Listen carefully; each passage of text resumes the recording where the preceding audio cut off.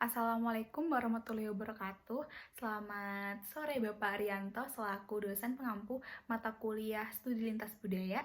Saya Sabrina Jasmine Almaida, absen 37, NIM 225030807111043. Baik, di sini saya akan mencoba menjelaskan tentang nilai-nilai budaya. Nah, yang pertama itu ada pengertian nilai budaya.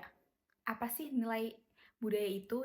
Jadi menurut saya nilai budaya merupakan suatu aturan-aturan yang disepakati oleh suatu masyarakat dan sifatnya itu mengakar gitu. Jadi nilai budaya tersebut dijadikan pedoman dalam berperilaku seperti itu.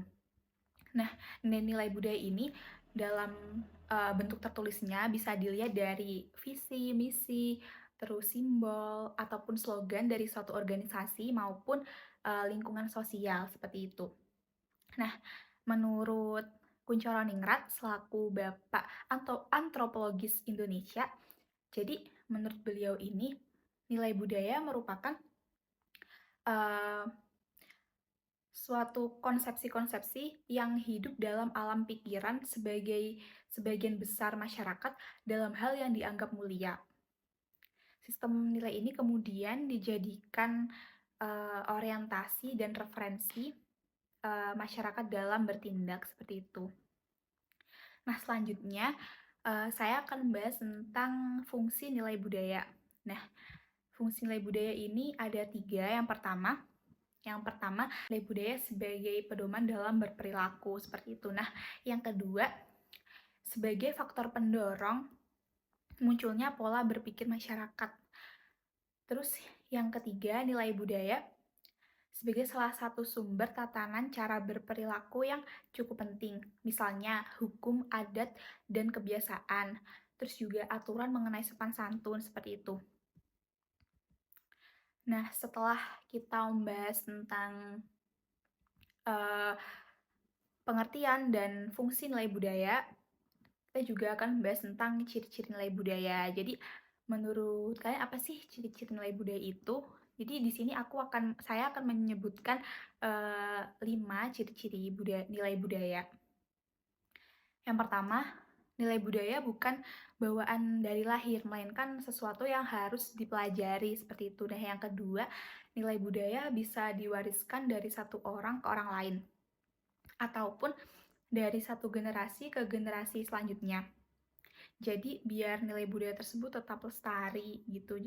Jadi bisa turun temurun anak cucu bisa tetap merasakan nilai-nilai budaya tersebut. Ketiga, nilai budaya memiliki simbol yang menjadi ciri khas suatu budaya, seperti penyajian makanan dalam festival ataupun peristiwa-peristiwa keagamaan ataupun kepercayaan. Nah, di situ kan penyajian makanannya pasti berbeda. Jadi lebih ada ciri khususnya. Misal di acara megengan ada tumpeng, dan tumpeng itu kan juga ada melambangkan filosofi. Jadi di situ perpaduan antara nilai budaya dan juga keagamaan di situ. Yang keempat, berbagai unsur budaya saling berkaitan dengan nilai budaya, yang seperti halnya menurut saya. Jadi agama dan nilai budaya ini saling berkaitan gitu. Seperti acara Grebek Maulid, di situ kan juga memadukan antara budaya dan keagamaan seperti itu, karena di situ juga ada prosesi-prosesi ritual-ritualnya, terus juga ada doa bersamanya seperti itu.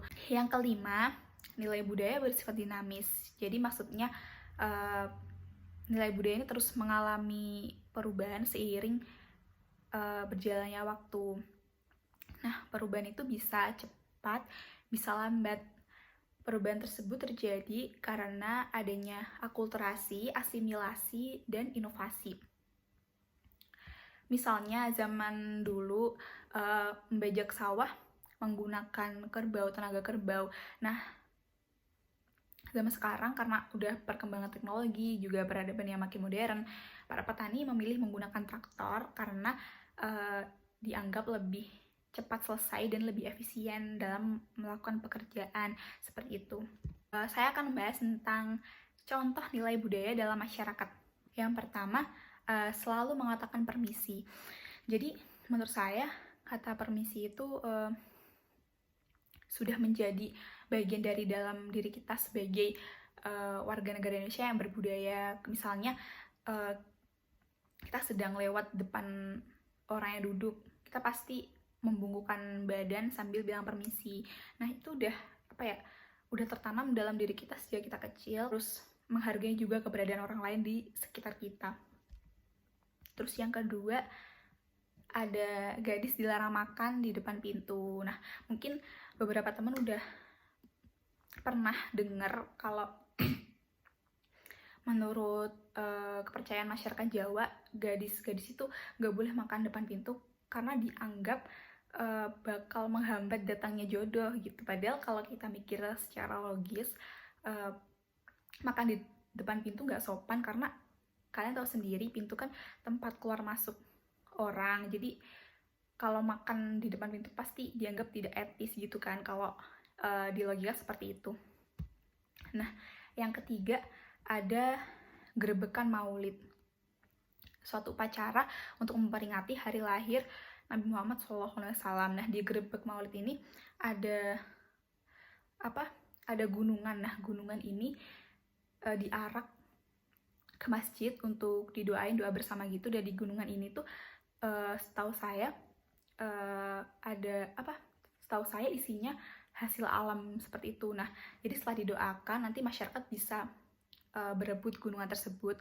Nah masyarakat percaya bahwa kalau hasil gunungan ini dapat menghasilkan kekuatan spiritual seperti itu. Ada sedekah bumi, upacara untuk merayakan hasil panen yang didapat masyarakat dari sawah sebagai bentuk rasa syukur terhadap bumi yang memberi kita kehidupan.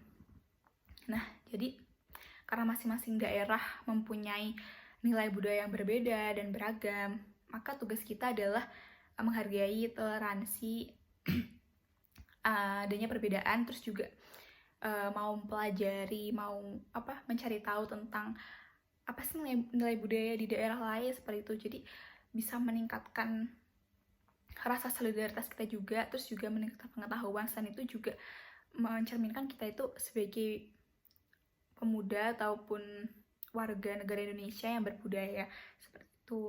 Mungkin cukup sekian dari penjelasan saya. Kalau ada kurang lebihnya mohon maaf. Wassalamualaikum warahmatullahi wabarakatuh.